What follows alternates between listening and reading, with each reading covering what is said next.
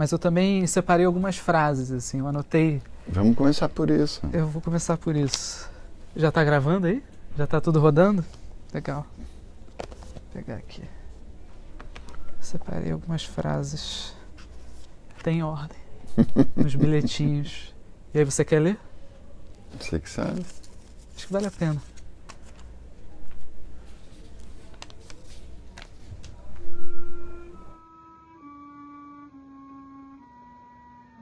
Isso aqui é fragmentos do discurso amoroso, né, do Barthes, né, que ele está tirando do Werther, né, do Goethe.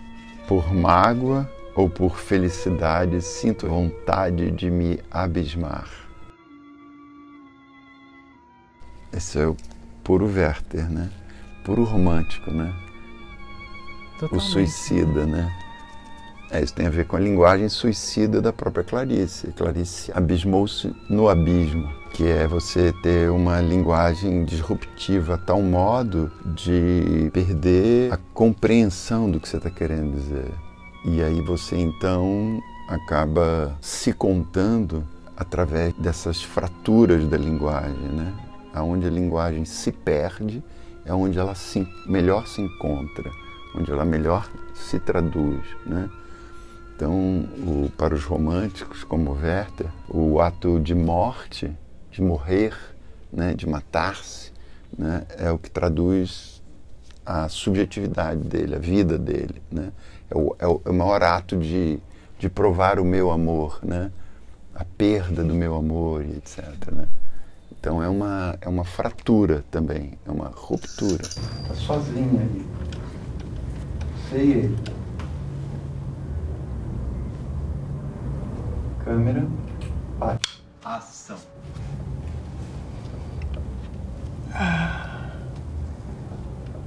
Não retires de mim a tua mão. Eu me prometo que talvez até o fim deste relato impossível, talvez eu entenda.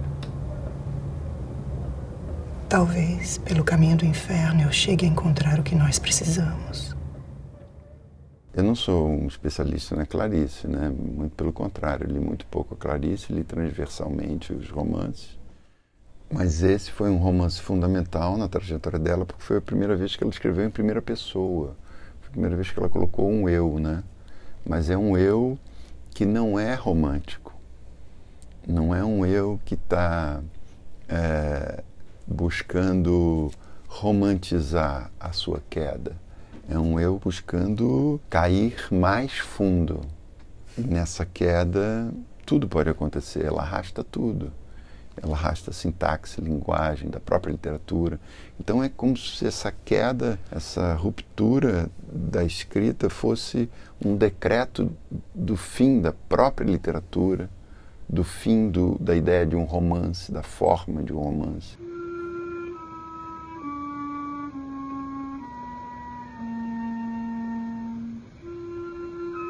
O cinema também, infelizmente, sofre essa pressão balizada, por um lado, pelo mercado e, pelo outro lado, pela academia. Então, todos nós, de estudantes a realizadores, estamos balizados por essas duas estruturas arcaicas, que demoram a se mover. Isso faz de toda e qualquer tentativa de desvio desse modelo único uma profanação, uma perversão, um assassinato completo das leis pré-estabelecidas como aceitas, né? Então essa mínima disposição que a gente criou hoje aqui, você vê que não implica em nenhuma dificuldade em compreender o que será dito por nós aqui. Mas ela implica numa coisa que é fundamental e que tanto a academia quanto o mercado não oferecem, que é o tempo.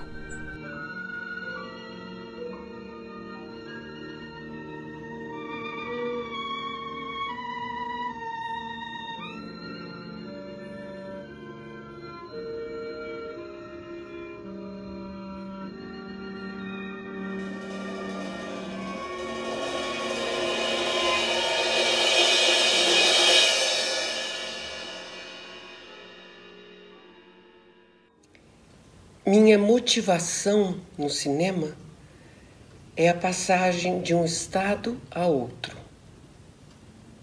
A cada instante, preparar o espectador como um pintor que escolhe e mistura suas cores, como um músico ou um pajé que seleciona e reúne suas folhas para depois extrair delas um conjunto de sensações.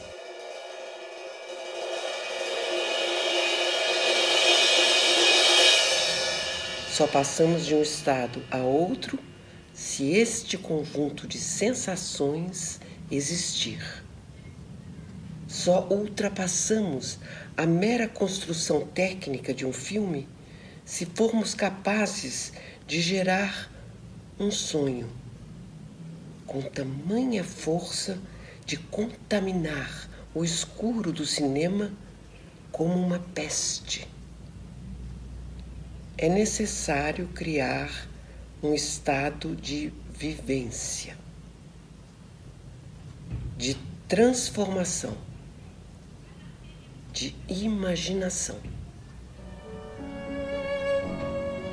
Câmera, ação.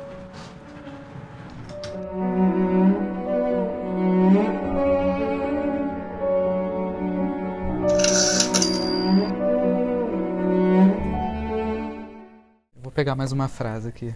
Você me fez pensar nela. Eu acho que vale a pena. Vou ver se é essa aqui. Essa aqui. Isso.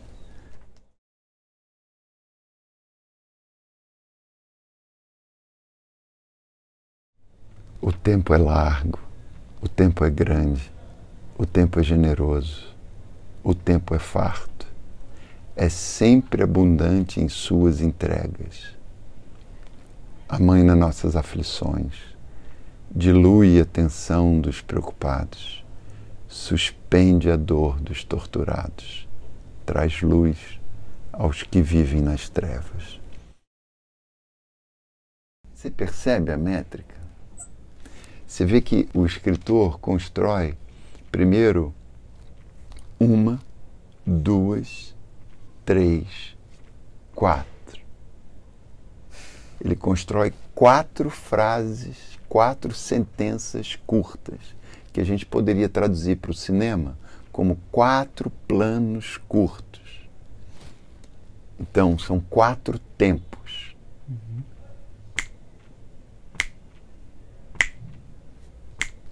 Tem que ser lido assim. E depois desses 4 tempos curtos, o escritor abre uma frase longa que precede uma reflexão. Então, ele fala: o tempo é largo, o tempo é grande, o tempo é generoso, o tempo é farto. Parou. Agora ele vai abrir um tempo largo, que é sempre abundante em suas entregas.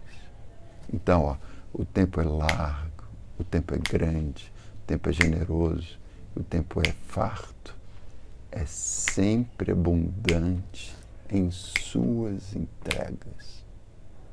Você seguindo esse pensamento, você dialogando com ele, você incorporando ele, você vai chegar à conclusão do que vem depois dos 2 pontos. Então, o tempo lhe será dado. O tempo vai lhe oferendar, vai te oferecer, se você soube lidar com ele, até esses 2 pontos, ele vai te dar: amaina suas aflições, dilui a tensão dos preocupados, suspende a dor aos torturados, traz luz aos que vivem nas trevas. Entende? Tudo é métrica. Você pode ler isso aqui, se você ler numa métrica só, você não vai entender, e não entendendo você não vai receber. O quê? As ofertas do tempo. O que o tempo está te oferecendo. Entendeu? Tudo no cinema e tudo na natureza para muito além do cinema, para muito além de qualquer arte. Arquitetura, cinema, pintura, é devoto da métrica. Tudo é devoto da métrica. E a questão, então, que se coloca é que métrica é. Porque para cada autor, para cada tema, para cada momento do dia, para cada sentimento, há uma métrica diferente. Por isso é fundamental que o intérprete seja preparado na sua métrica, que ele entenda como é que ele respira, que ele aprenda a respirar, que ele aprenda a marcar tempos enquanto fala, enquanto sente, que ele aprenda qual é o timbre dele, que ele aprenda a mudar de timbre, a mudar o ponto onde ele respira, se é no diafragma, se é no céu da boca, se é na testa, aonde está a respiração, em cada momento desse, para que ele produza, em cada momento diferente desse, do estado do personagem, da métrica do texto, para que ele produza uma modulação. Porque ritmo não é aceleração. Ritmo é a alternância entre o lento e o rápido. A alternância é que é o ritmo. Uma coisa só rápida o tempo inteiro pode ser absolutamente entediante, né? E uma coisa lenta o tempo inteiro, mas com uma métrica bem colocada, ele vai te dar uma sensação de fluidez, de ritmo.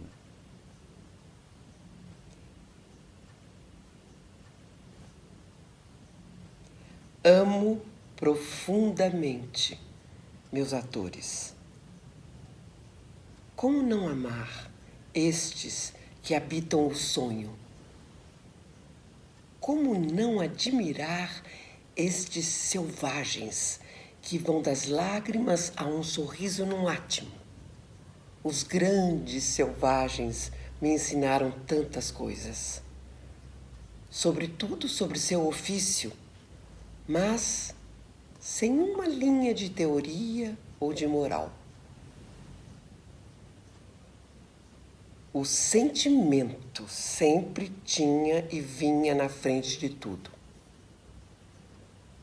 Devo muito a cada um dos meus atores, seu mundo à flor da pele, aqueles que, apesar de tudo, necessitam seguir entre a loucura santa e o ridículo. A vida é mesmo uma ópera, já dizia Machado de Assis. E aí eu queria saber disso, assim, se esse movimento teu também, ainda jovem, lendo, né, a biblioteca do teu pai, conhecendo a terra, olhando para a terra, tendo esse envolvimento com o chão, né? Qual a importância disso para você no seu processo, né, de você criar esta vivência em quem está com você? Todo e qualquer objeto que entra na frente de uma lente, ele precisa revelar a sua perspectiva no tempo. Perspectiva no tempo não é outra coisa senão a ancestralidade. Por exemplo, essa parede é de madeira, né? Quando eu olho para essa madeira, eu não estou vendo só essa madeira. Há uma perspectiva nessa madeira. Essa madeira já foi uma árvore. Essa árvore já balançou ao vento, já recebeu passarinhos que já cantaram, já recebeu a água da chuva, a temperatura do sol. Então, quando eu olho essa superfície, eu procuro sentir se ela está me contando a perspectiva dela, a história dela.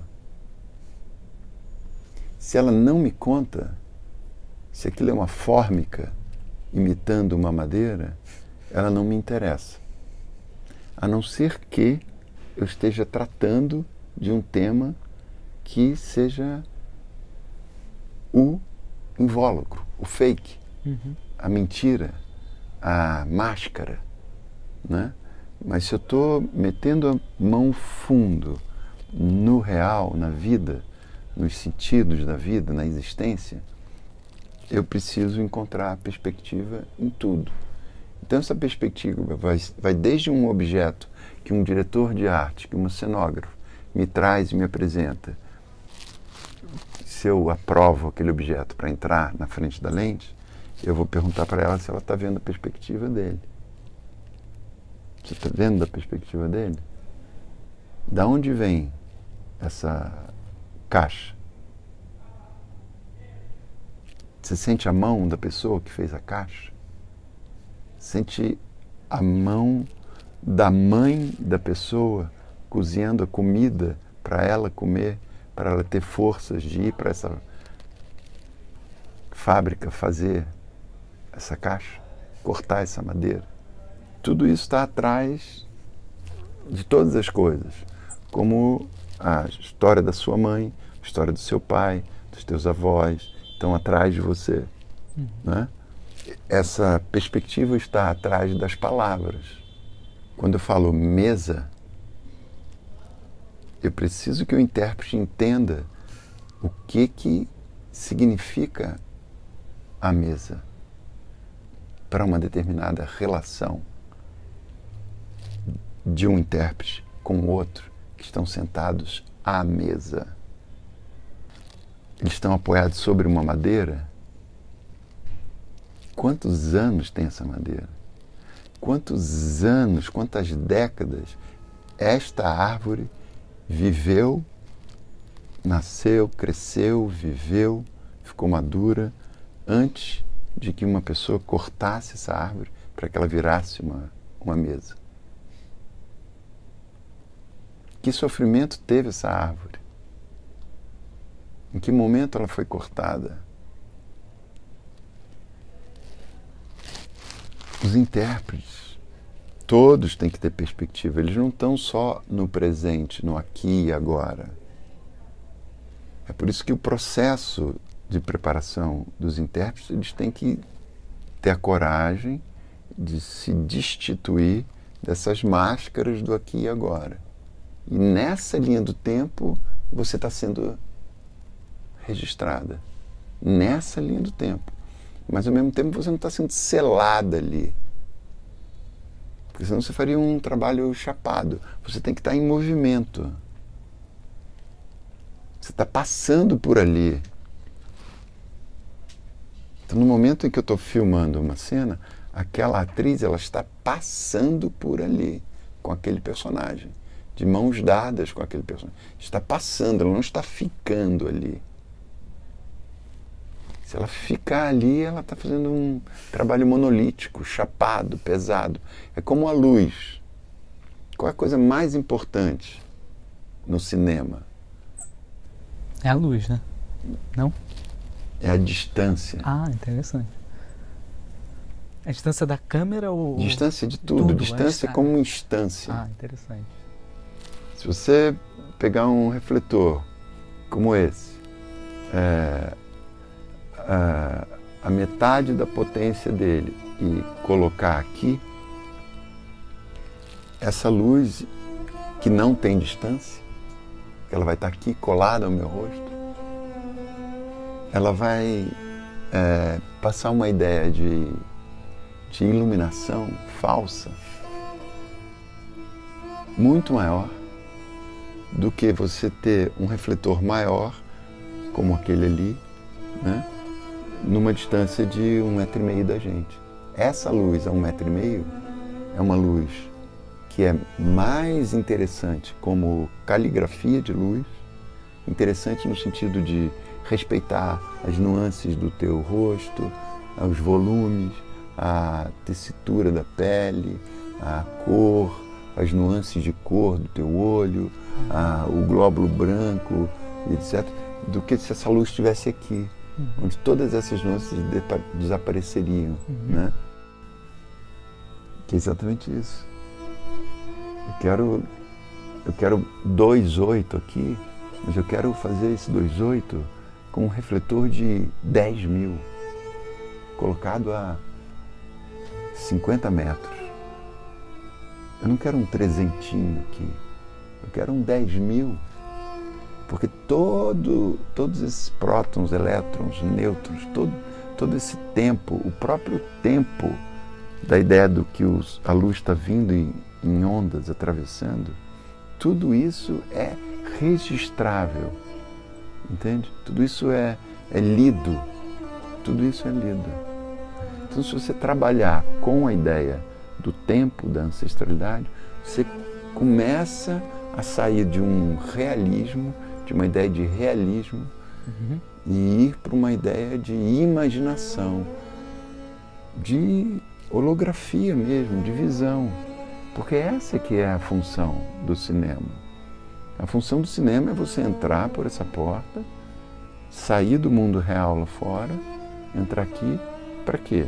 Para reencontrar a realidade. Você entra no cinema para reencontrar a realidade. A luz do cinema vai apagar, uma realidade luminosa vai ser projetada na sala e o teu desejo é reencontrar a vida. Naquela luz ali, naquela luz que está sendo batida ali. Mas se ao mesmo tempo não houver uma mínima diferença entre aquela vida que está sendo projetada ali e a vida que estava lá do lado de fora, não faz o menor sentido você entrar numa sala de cinema. E a diferença entre essa vida e a vida lá de fora é exatamente a linguagem. Botar em movimento há um risco enorme. Mas é exatamente dentro desse risco que mora a criação. Agora, estar em movimento, movimento para onde? Não sei. Não sei. Não é O objetivo não é saber. O objetivo não é chegar. Não, o movimento não deve ser. Estar em movimento é estar endemoniado. Endaimoniado, a raiz da palavra latina significa aquele que traz o movimento. Uma linguagem demoníaca é uma linguagem que traz o movimento. Para você ver como o movimento é uma coisa tida pelo status quo como algo que pertence ao diabólico, ao perigo, ao inferno, ao infernal. Por isso que é interessante a Clarice de trabalhar, porque ela vai afirmar, o inferno é o meu máximo. Entende? Então o inferno, onde todos fogem, ela fala, é ali que está a coisa. Se estivermos programados para filmar na cozinha e uma luz inesperada surgir na sala e ela for boa e fizer sentido para o filme, eu não vou fingir que não a percebi. Meu esforço maior na condução da equipe é fazer com que também tenham a coragem de abandonar modelos impostos ao cinema pelo dinheiro que existe e deve ser cuidado. Mas pensar um filme não deve significar a mesma coisa que montar um plano de filmagem. É preciso deixar o mistério vivo, enquanto mistério, e não traduzir o mistério. Para terminar, a última frase. Vamos por qual? Vamos para uma da Agnès Varda.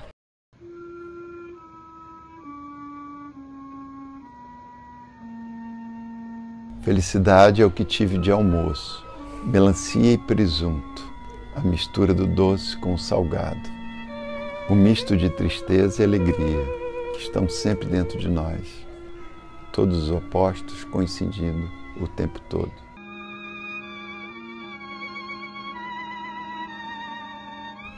É isso, a alteridade, você fazer com que o presunto seja mais presunto, que a melancia seja mais melancia, e depois você produza um acontecimento e uma digestão ou não, ou um vômito, seja lá o que, do encontro desse doce com esse salgado. Eu gosto muito desses opostos coincidindo. Porque o oposto é o que revela o outro. Você está diante de alguém idêntico a você, como se fosse um gêmeo univitelino, ele não te devolveria o seu retrato, né? Quem você é, as suas coordenadas, a sua espiritualidade, o seu temperamento, os seus sentidos, tão fortemente e com tanta clareza quanto uma pessoa radicalmente diferente de você, que você coloca aqui. Essa pessoa vai te mostrar quais são os seus limites, as suas dificuldades, a sua coragem, né? E é isso que acontece, por exemplo, entre GH e Janair. É esse encontro com a alteridade radical e como se aproximar dessa alteridade radical. Porque é fundamental para que a gente se conheça, que a gente se aproxime da alteridade, que aprenda a se aproximar da autoridade, quanto mais nos tempos de hoje, onde o que é investido em nós é que a gente negue a alteridade, que a gente brutalize a alteridade, que a gente condene a alteridade, sacrifique, agrida a alteridade, né? E o que GH faz é o caminho inverso, é a aproximação dura, difícil, árdua, lenta, passo a passo, dessa alteridade, do outro, do radical oposto a si. Aí sim, você sai de uma zona de conforto e você realmente toca a vida. Fora disso, só gelatina. Tá bom, né, Pedro? Tá bom, tá ótimo, né? Vão ser em quantos capítulos isso? Vocês estão com a claquete aí? Seria legal bater a claquete agora no final.